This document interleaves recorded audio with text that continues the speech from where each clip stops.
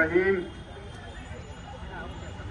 সকলকে আমার অন্তরের অন্তঃস্থল থেকে অনেক অনেক শুভেচ্ছা জানাচ্ছি, ভালোবাসা জানাচ্ছি এবং সালাম জানাচ্ছি। আসসালামু আলাইকুম।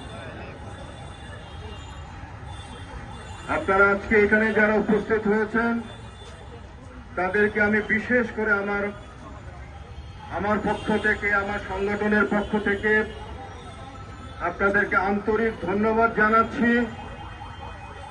জানাচ্ছি। এই জন্য যে আপনারা সত্যিকার অর্থে আজকে যে সুশৃঙ্খলতার পরিচয় দিয়েছেন। আমি আপনাদেরকে বলেছিলাম যে এই রাষ্ট্র যে এখন আমরা গঠন করেছি, এই রাষ্ট্রের যেন কোনো ক্ষতি না হয়, আমরা যেন রাস্তায় বসে অন্যের ক্ষতি যেন না করি, অন্যের অসুবিধা যেন না করি, সেই কথাটি আমি বলেছিলাম আপনাদেরকে। আমি